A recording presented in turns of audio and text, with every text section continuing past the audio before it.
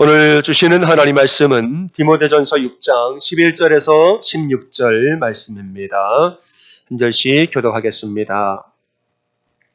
오직 너 하나님의 사람아 이것들을 피하고 의와 경건과 믿음과 사랑과 인내와 온유를 따르며 믿음의 선한 싸움을 싸우라. 영생을 취하라. 이를 위하여 내가 부르심을 받았고 많은 증인 앞에서 선한 증언을 하였도다. 만물을 살게 하신 하나님 앞과 본디오 빌라도를 향하여 선한 증언을 하신 그리스도 예수 앞에서 내가 너를 명하노니 우리 주 예수 그리스도께서 나타나실 때까지 흠도 없고 책망받을 것도 없이 이 명령을 지키라. 기약이 이르면 하나님이 그의 나타나심을 보이시리니 하나님은 복되시고 유일하신 주권자이시며 만왕의 왕이시며 만주의 주시요 오직 그에게만 죽지 아니함이 있고 가까이 가지 못할 빛에 거하시고 어떤 사람도 보지 못하였고 또 볼 수 없는 이시니 그에게 존귀와 영원한 권능을 돌릴지어다. 아멘. 아멘. 우리가 디모데전서 말씀을 계속 강의하고 오늘은 그 마지막 부분을 여러분과 나눕니다. 사도 바울은 이 편지를 마무리하면서 마지막에 크게 두 가지의 이야기를 하는데 첫째는 우리가 누군가 이야기를 합니다. 우리는 누군가. 두 번째는 그래서 우리는 어떻게 살아야 하는가. 이 두 가지 말씀을 나눕니다. 오늘 이 말씀을 나누면서 성경에서 말하는 우리 그리스도인들의 정체성은 무엇인가, 우리는 누군가. 두 번째는 그 정체성에 따라서 우리는 어떻게 살아야 할까. 여기에 대한 은혜를 여러분과 나누고자 합니다. 먼저 여러분, 우리는 누굴까요? 그리스도인은 누굽니까? 정체성에 대한 이야기, 여러분 저를 따라서 고백하시기를 바랍니다. 우리는 하나님의 사람입니다. 큰 소리를 한 번 더 따라하겠습니다. 우리는 하나님의 사람입니다. 아멘. 이게 그리스도인의 정체성입니다. 오늘 11절에 보니까 오직 너 하나님의 사람아 이렇게 말합니다. 오직 너 하나님의 사람아 이렇게 말했어요. 이 하나님의 사람, 이 호칭은 구약에서 모세, 사무엘, 다윗, 엘리야, 엘리사, 말하자면 하나님 마음에 완전히 합한 사람들에게 붙여졌던 호칭이 하나님의 사람 이겁니다. 이걸 본문에서는 이 호칭을 디모데에게 이야기하고 있습니다. 이 디모데 전서를 읽고 있는 이 편지를 읽고 있는 당사자가 디모데. 그래서 바울은 디모데를 향하여 너 하나님의 사람아 말했습니다. 근데 오늘날은 이 편지를 디모데뿐만 아니라 우리 모두가 지금 다 함께 읽었습니다. 그러니까 이것이 우리에게 주는 의미는 무엇입니까? 우리 그리스도 예수 안에 있는 우리 모든 사람들이 전부 다 하나님의 자녀라 이 말입니다. 이 호칭은 오늘날 우리 모든 그리스도인들에게 주는 호칭과도 같은 것입니다. 영접하는 자, 곧 그의 이름을 믿는 자들에게는 하나님의 자녀가 되는 권세를 주셨으니 말하죠. 예수를 믿는 우리는 전부 다 이미 하나님의 자녀가 되는 권세를 가졌다는 말입니다. 이것은 우리의 정체성에 대한 이야기입니다. 우리는 하나님의 사람이라. 우리는 세상에 속한 세상의 사람이 아니라 하나님께 속한 하나님의 사람이라. 여러분, 이제 우리의 주관자는 세상이 아닙니다. 세상이 우리의 주관자가 아니요. 사람이 우리의 주관자도 아니요. 우리의 주관자는 전능하신 하나님이 내 인생의 주권자요 주관자입니다. 예수 믿기 전에는 우리가 죄의 종노릇하여서 죄의 사슬에 매여서 죄가 나를 끄는 대로 저거 할래? 끌려다니고 이 죄를 지을래? 끌려다니고 아무런 꺼리낌 없이 죄의 사슬에 여기저기 끌려다녔으나 이제는 예수 그리스도를 믿는 믿음으로 이 모든 죄의 사슬을 끊고 이제 하나님의 자녀가 됐다는 거예요. 제 모든 유혹이 올 때 예수의 이름으로 물리치고 하나님이 이거 할래? 네, 이거 할게요. 하나님이 저거 할래? 네, 그렇게 할게요. 하나님의 뜻과 함께 움직이는 하나님 자녀가 됐다는 것입니다. 그 이후로부터 우리 안에 누가 계시느냐? 옛날에 나 혼자 살았습니다. 예수 믿기 전에는 이 안에 나밖에 없습니다. 예수 믿은 이후로는 성령이 내 안에 함께 내주하사 성령님이 나와 함께 내주하사 나를 지키고 보호하시는 것, 이게 하나님의 자녀의 정체성인 줄로 믿으시기를 주님의 이름으로 축원합니다. 하나님의 자녀의 심령에는 나 홀로 있는 것이 아니라 성령이 내 안에 내주하사 나를 지키시고 보호하신다는 거예요. 여호와는 너를 지키시는 이시라. 그가 내 우편에 그늘 대고 낮에 해가 상치 못하며 밤에 달도 해치 못하리라. 여호와께서 너를 지켜서 모든 환난을 면케하시고 내 영혼을 지키시리로다. 너의 출입을 지금부터 영원까지 지키시리로다. 이것이 하나님의 자녀가 누리는 권세라는 것입니다. 여러분, 우리가 올바른 정체성을 갖고 사는 것은 굉장히 중요합니다. 내가 누구냐? 너는 누구냐? 우리 안에 올바른 정체성이 있는 것은 아주 중요해요. 왜냐? 정체성이라는 것이 내 안에 들어오면 우리는 그대로 살기 때문에 그런 거예요. 정체성이 내 안에 자리를 잡으면 우리는 그 정체성에 따라 살게 되어 있습니다. 예수를 믿기 전에 내 안에 있었던 정체성이 무엇인가? 여러분, 예수 믿기 전에 여러분 속사라면 어떤 정체성이 있었습니까? 지금 돌아보면 그게 정말 바람직한 정체성이었나? 그렇지 않았던 것 같아요. 예수 믿기 전에. 저는 여러분 어떤 정체성을 가지고 살았습니까? 나는 우리 집이 잘 사느냐 못 사느냐, 잘 사는 집 아들, 못 사는 집 딸. 여러분, 예수 믿기 전에 이런 게 정체성이었습니다. 너 어느 학교 다니느냐? 이런 거. 너네 부모님 뭐 하시느냐? 뭐 이런 것들, 여러분. 너 공부 잘하느냐 못하느냐? 안녕하세요. 저는 반에서 몇 등 해요. 이런 게 우리의 정체성, 직장이 어디느냐? 뭐 이런 거, 여러분들. 예전에 한국의 수많은 고등학생들에게, 여러분 고등학생이에요. 수많은 고등학생들에게 자기의 정체성을 물어보는 유명한 영화의 대사가 하나 있었습니다. 혹시 아세요? 잘 생각해 보세요. 한국에 있는 수많은 고등학생들에게 자신의 정체성에 대해서 물어보는 유명한 영화의 대사가 하나 있었습니다. 그게 뭐냐? 너가 아버지 뭐 하시노?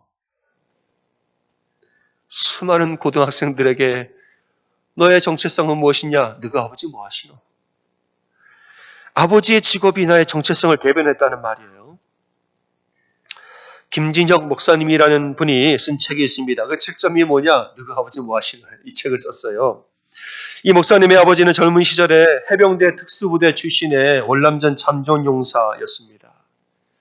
근데 가정을 꾸린 이후로는 평생을 교회의 관리집사로 사셨는데, 관리집사로 사니까 이분이 목사님 어렸을 때 상처를 받았던 게 교회 성도님들이 아버지를 청소부대 하듯이 대하는 거.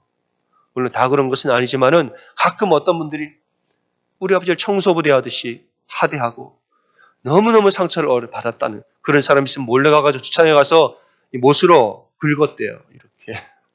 우리 아버지한테 그렇게 하는 사람 찾아가가지고. 근데 그 일 때문에 아버지가 더 어려워졌다는. 그 집 아들이 그랬다고. 그 집에 가서 또 맞고. 상처가 있는 거예요. 아버님이 담임 목사님의 차를 운전해 드렸는데, 광고 시간에 목사님이 아버님을 이야기할 때, 광고 시간에 얘기할 때, 어느 집사님이라고 말하지 않고, 우리 교회 운전기사가 이렇게 말했다는 거예요. 그러니까 어린 나이에 이분한테는 충격이었던 거죠. 아버지가 직분이 있는데 운전기사라고, 다 보는 앞에서. 막 이런 거 저런 거 스트레스를 받고, 그래서 그런지 청소년기에 방황을 하고 가출을 하고, 고등학교도 1년 늦게 들어가고, 근데 어찌어찌 주의 은혜로 이분이 신학교에 들어와서 목사가 됐죠. 근데 신학교 이제 1학년 시절에 마음속에 이제 늘 마음에 있는 것이 나의 정체성. 우리 아버지는 관리집사. 우리 아버지는 허드렛 일을 하고 사람들에게 그런 대접받고 목사님에게 그런 말 듣고 관리집사. 이런 마음으로 늘 주눅이 들어 사는 거예요.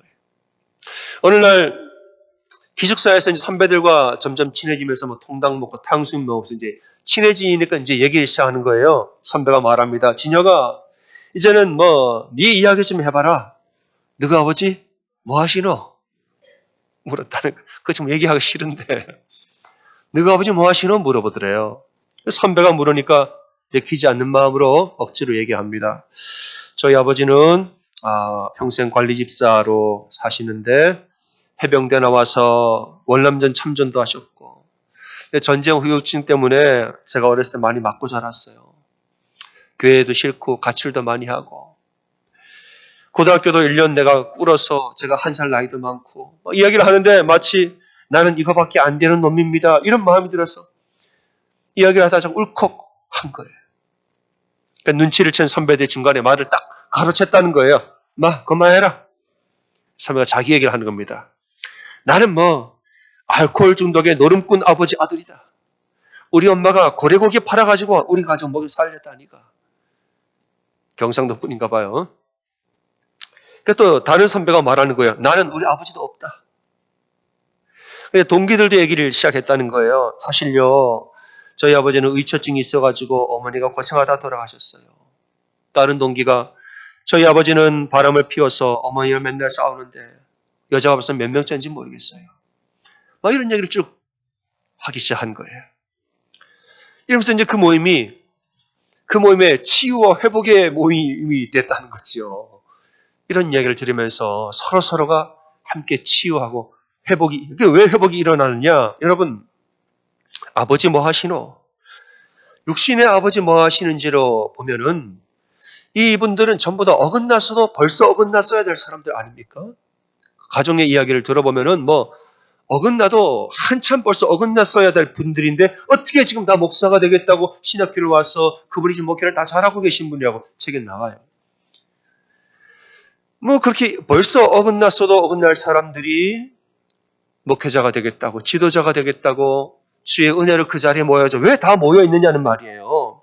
그게 은혜인 거죠. 왜 은혜냐? 여러분, 내가 육신으로는 아무개의 아들이지만은 그러나 하나님을 만나니까 육신으로는 아무개의 아들이지만은 하나님을 만나니까 영적인 하나님이 나의 아버지가 돼서 그 안에 어떠한 정체성이 들어갔는가? 하나님 자녀의 정체성이 들어간 줄로 믿으시기를 주님의 이름으로 축원합니다. 육신으로는 주눅이 들고 육신으로는 말할 게 없지요. 그러나 하나님 만나니까 영적인 정체성이 내 안에 탁 들어오니까 그래, 하나님이 나의 아버지시지. 나는 하나님의 자녀야. 하나님 정체성이, 하나님 자녀 정체성이 그 안에 들어가니까 이 거룩한 정체성이 그들을 주님의 종으로 세우고 그들 강건한 용사로 세우신 줄 우리는 믿습니다. 여러분, 우리에게는 여러 가지의 정체성이 있습니다. 저는 목사예요. 집에 가면 아버지죠. 한국에 가면 저는 아들입니다. 어디 가면 또 뭐예요? 여러분, 우리에게는 여러 가지 정체성, 사장님 있고 회사 직원도 있고 집사님, 권사, 장로님, 우리에겐 여러 가지의 정체성이 있습니다만은 그 많은 것 중에서 가장 본질적이고 가장 강력한 정체성은 하나님 자녀의 정체성인 줄로 믿으시기를 소원합니다. 여러분, 우리의 아버지가 누굽니까? 천지 만물을 창조하신 전능하신 하나님 아버지라. 그럼 우리는 누굽니까? 우리는 그 하나님이 존귀하게 만드신 사랑하는 아들과 사랑하는 딸이란 말이에요.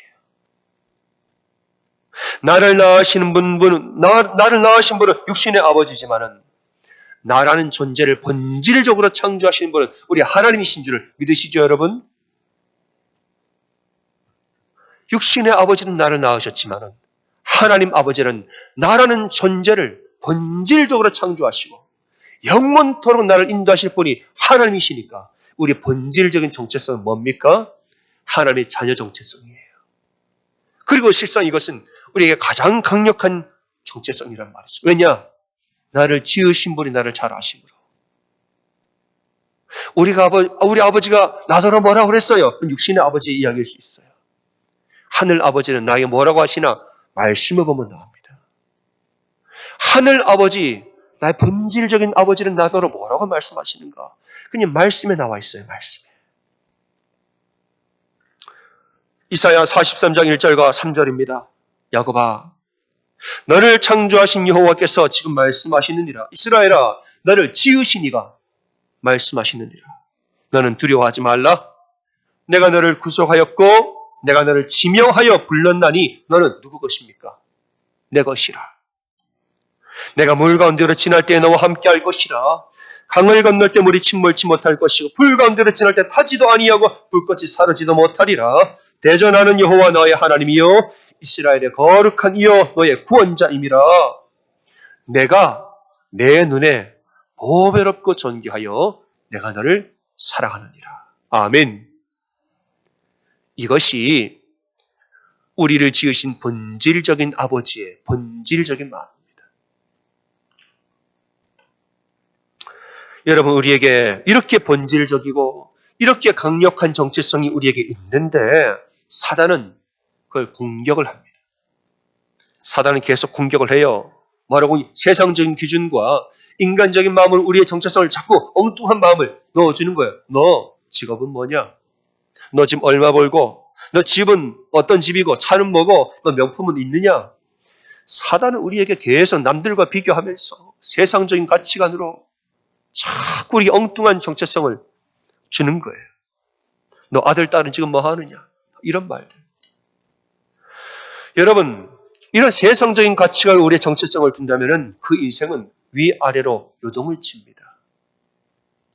부족하면 부족한 대로 주눅이 들어 못 살고, 잘 되면 잘 되는 대로 남들 앞에 교만하고 고개를 뻣뻣하게 세우고, 인간적인 마음이 우리에게 들어가면, 사단의 생각이 휩싸이게 되면 이 모든 일이 우리는 이희와 일비를 거듭한다는 말입니다. 하지만은 진리의 말씀에 나의 기반을 두고 성령의 충만한 은혜가 내 마음을 채울 때에는 너는 누가 뭐래도 하나님의 자녀다. 이 말씀이 우리에게 서는 줄로 믿으시기를 주님의 이름으로 축원합니다. 로마서 8장 14절과 16절입니다. 무릇 하나님의 영으로 인도함을 받은 사람은 곧 하나님의 아들이라 했습니다. 하나님의 영으로 인도함을 받은 사람은 하나님의 아들이라. 너희는 다시는 무서워하는 종의 영을 받지 아니하고 양자의 영을 받았으므로 우리가 아빠, 아버지라고 부르짖느니라. 성령이 친히 우리의 영과 더불어 우리가 하나님의 자녀인 것을 증언하노라. 이제는 내 안에 나 혼자 있지 아니하고 성령님이 내주셔서 나와 함께 계시는 거예요. 그러니까 나와 내 안에 계신 성령님이 나와 더불어 뭘 증언하십니까? 너는 하나님의 자녀야. 세상의 가치관이 넌 얼마 벌어? 너 자녀는 뭐해? 물어볼 때 그런 거에 흔들리지 않는다는 거예요. 성령이 내 안에 말씀하시길 염려하지 마. 넌 하나님 자녀야. 우리의 자녀됨을 증언해 주시고 확증해 주시다는 말이죠. 여러분, 우리가 하나님의 자녀라는 정체성, 이 정체성이 확고해지면 그 다음에 이제 우리 어떻게 살아야 할 것인가? 이건 분명해지는 것이에요. 10절과 11절을 보면은 돈을 사랑함이 일만하게 뿌리니 너희는 돈을 사랑하는 그 욕심을 피하라 그랬습니다. 하나님의 자녀는 세상을 사랑하는 욕심을 피하라. 그럼 뭘 쫓아갑니까? 의와 경건과 믿음과 사랑과 인내와 온유를 따르라. 거룩하게 살라는 말이에요. 하나님 자녀는 여러분 세상 것 좋아 보이지요? 세상 것이 내 안에 들어오면 우리는 일희일비 오락가락합니다. 세상의 것을, 이 욕심을 벗어버리고 하나님 앞에 거룩하게 사는 것이, 이게 정말 우리를 강건하게 하는 것이에요. 12절에 보니까 믿음의 선한 싸움을 싸우고 영생을 취하라 이랬습니다. 믿음의 선한 싸움을 싸우고 영생을 취하라. 믿음의 싸움이라는 것은 먼저는 내 믿음을 지키는 싸움이에요. 내 믿음이 연약하여지지 아니하도록, 사단의 모든 방해에 넘어지지 아니하도록 나의 믿음을 위해서 지키기 위해 싸우는 것. 내 믿음을 지키는 싸움이 믿음의 싸움. 두 번째는 뭐냐? 하나님 주신 사명을 위해서 싸우는 것입니다. 사명을 감당하려고 할 때 얼마나 방해가 있는지 몰라요. 바울이 사명 감당하는데 얼마나 방해를 받습니까? 그러나 사명을 위하여서 계속 믿음의 싸움을 했다는 거예요. 그러니까 믿음의 싸움이라는 것은 먼저는 내 믿음을 온전히 지키는 싸움. 둘째는 주신 사명 감당하기 위해서 넘어서야 할 싸움을 싸우는 싸움. 근데 이런 것들을 여러분 세상의 것을 바라보면 믿음의 싸움 이기지 못합니다. 나도 저거 갖고 싶고 나도 이거 하고 싶고 나도 저거 누리고 싶은데 언제 내 믿음을 지킬 겁니까? 땅의 것을 바라보면 믿음의 싸움을 승리하지 못해요. 그러니까 뭘 취하라고 그래요? 영생을 취하라고 했어요. 하늘에 계신 하나님 바라보고 하늘에 너의 모든 보화를 썩어질 것으로 땅에 넣지 말고 하늘에 너의 부활을 두라고. 썩지 아니할 하늘 창고에 너의 것을 두라고 했어요. 영생, 하늘나라의 영생을 바라보면서 땅의 것이 아니라 하늘의 것을 바라보면서 모든 믿음의 싸움을 해나가라 말하고 있는 거지요. 여러분, 내 눈앞에 보이는 이익을 버리고 보이지 아니하는 영생을 취하는 것이 가능할까요? 여러분 염려하지 마십시오. 이 보이는 이익을 버리고 보이지 아니하는 하나님 선택하는 것 지혜로운 일일까요? 지혜로운 일이에요. 왜냐? 하나님의 자녀는 하나님이 먹이시고 입히시는 줄로 믿으시기를 소원합니다. 세상의 것을 쫓아 저 재물이 저 돈이 막 나를 행복하게 할 것 같지요. 하나님 자녀는 하나님 먹이시고 입히시는 거예요. 그걸 따라가지 말라는 거예요. 지금 막 환난과 고난이 나를 다 삥 둘러쌌습니다. 이 나를 둘러싼 환난과 고난들을 내가 믿음으로 이길 수 있을까요? 나는 연약한데 이걸 내가 다 이겨낼 수 있을까요? 염려하지 마세요. 나는 연약하여도 살아계신 하나님이 그의 자녀에게 힘과 능력 주시는 줄로 믿으시기를 소원합니다. 우리는 연약한 것을 인정하면 되죠. 아닌 척할 필요 없습니다. 다만 내 안에 계신 예수 그리스도는 보배로 오신 거예요. 그분이 나를 강하게 하시니까 우리는 이길 수 있다는 거죠. 여러분 육체의 정욕과 안목의 정욕과 이생의 자랑이 사단이 이런 욕심과 시험들을 내 앞에 툭툭 던져놓습니다. 가만히 사는 사람한테 육신의 정욕을 툭 던지고 가만히 있는데 안목의 정욕을 툭 던지고 이생의 자랑을 툭툭 던져놓고 속에서는 막 그런 거 볼 때마다 막 부글부글 육체가 막 올라오는데 이거 우리가 이겨낼 수 있느냐는 거예요. 여러분 하나님은 우리를 시험과 유혹의 발목에 잡혀서 사는 그런 사람이 아니라 유혹을 넘어서서 영혼을 구원함에 이르는 믿음을 가진 자로 우리를 부르신 줄로 믿으시기를 소원합니다. 우리를 향한 하나님의 계획은 유혹과 시험의 발목에 잡혀가지고 맨날 고만 우리가 그렇게 사는 게 하나님의 뜻이 아니에요. 여러분 우리를 향한 하나님의 계획은 더 크다는 거예요. 우리가 죄짓고 살아도 당장에 큰일이 나지는 않습니다. 보니까 그래요. 죄짓는 사람도 멀쩡히 잘 살더이다. 갑자기 큰일이 나진 않아요. 다만 죄를 자꾸 지으면 그 사람은 성장하지 않습니다. 죄짓고 사는 사람은 당장의 불벼락은 떨어지지 않을지라도 그 사람은 절대 성장하지 않고 뭐예요? 고만고만하게 살 뿐이에요. 고만고만하게. 그런 게 어떻습니까? 육신의 부모는 말하기를 아들아 아버지도 고만고만하게 사니 너도 고만고만하게 살아라. 인생이 그런 거지. 육신의 부모는 이렇게 말해요. 그러나 우리의 참된 부모이신 하나님은 우리가 당신이 만드신 그 목적과 그 능력대로 우리가 큰 사람으로 살길 원하는 것이 그게 우리의 본질적인 아버지의 마음인 줄로 믿으시기를 소원합니다. 육신의 아버지는 나도 고만고만하니 너도 고만고만하면 고만됐다. 하나님 아버지는 그 생각하지 않습니다. 너는 더 큰 사람이야. 다만 세상적으로 큰 사람이 아니라 믿음 안에서 너는 더 큰 사람이야.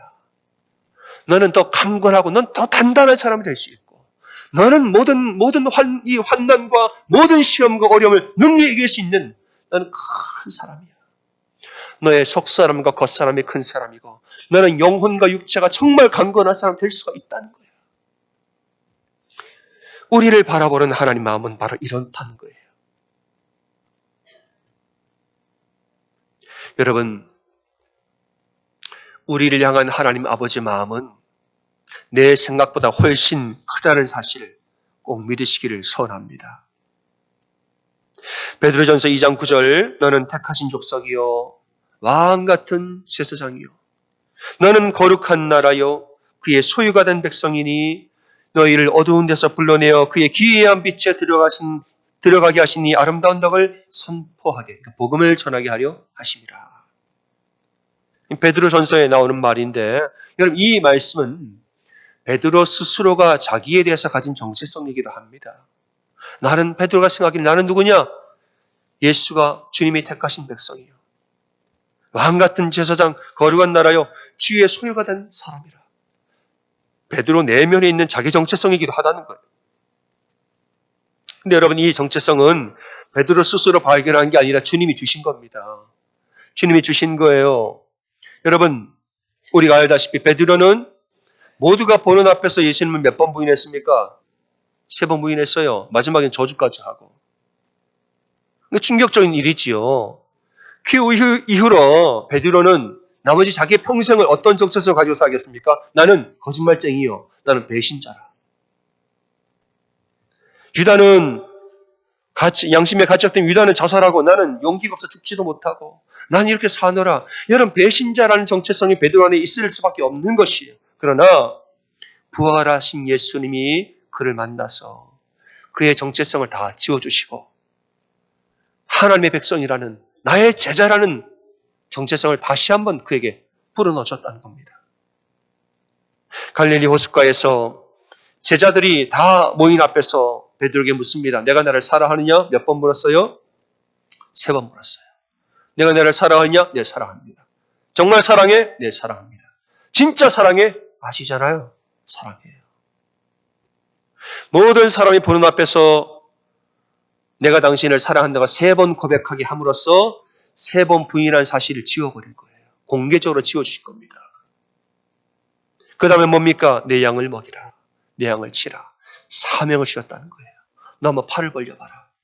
너 팔을 벌려봐라. 앞으로는 네가 원하는 대로 마음대로 못 살고 사람들이 너에게 띠를 띄워서 네가 원치 아니하는 것을 막 데려가리라. 이건 뭡니까? 사명에 사로잡힌 자로 살 것이라는 말입니다. 부활하신 예수가 그의 정체성을 다시 한번 회복시켜 주시니까 베드로 마음에 뭐가 생깁니까? 그래, 나는 사명을 위해서 택한 족속이요. 나는 왕 같은 제사장이요. 난 죄 가운데 거하지 아니하고 거룩하게 사는 나라요. 예수의 소유된 백성이라. 베드로 안에 이런 정체성이 있으니까 베드로 전서에 기록을 한 겁니다. 사랑하는 여러분, 여러분은 모두 다 하나님의 존귀한 자녀입니다. 한번 옆에 분들에게 그렇게 고백해 보겠습니다. 옆에 분들을 바라보면서 당신은 하나님의 존귀한 자녀입니다. 시작.